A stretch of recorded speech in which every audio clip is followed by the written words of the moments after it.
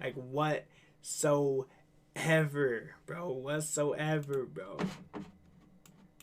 So we got this new video. We got this latest one. It's about the Law Enforcement Academy decides fate of officers in high-profile misconduct cases. Right. So some of y'all probably kind of heard a little bit of all the other things, right, and everything kind of going on. You know, like we hear all the time, all these different things, right?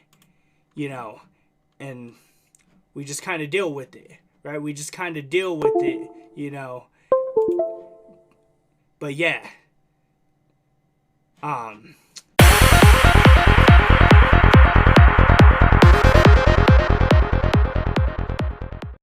It's crazy.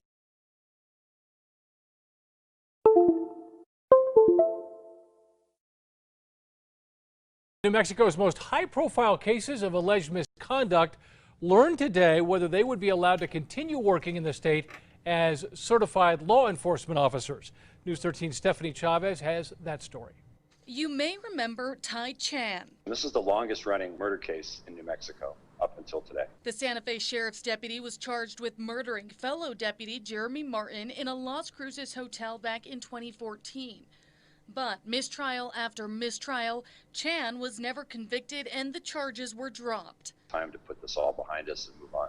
This morning, during a Law Enforcement Academy meeting, the board voted to accept the relinquishment of Chan's certification, meaning he can no longer serve as an officer in any jurisdiction in the state. Another familiar case that came up, former BCSO Sergeant David Primazon. The board revoked his certification in the meeting. He was convicted of aggravated battery for kicking a suspected car thief in the head back in 2018.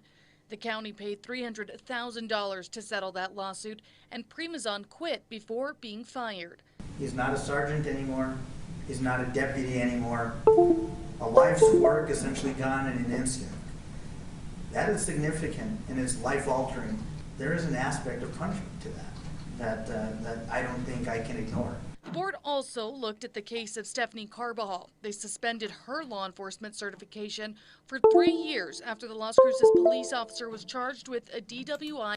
Okay, so you know what? I think that's good, right? Suspend them, take away their license, don't allow them to be, you know, police officers no more, like ever, or suspend whatever you gotta do. Like in that high-profile case, that's good.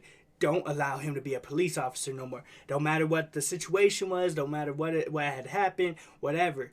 Just, like they're proving that they don't deserve that type of responsibility, right? They show that they don't deserve to be able.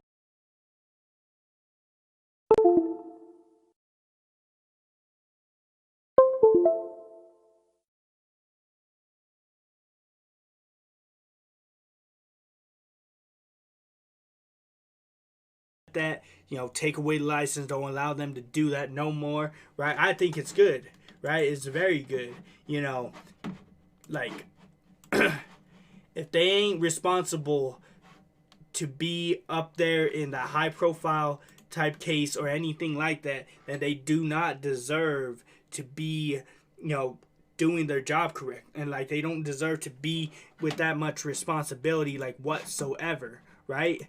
Like at all. It just makes sense. Like, you just don't deserve to be there, and we don't want you there. You're irresponsible, right? You're very irresponsible.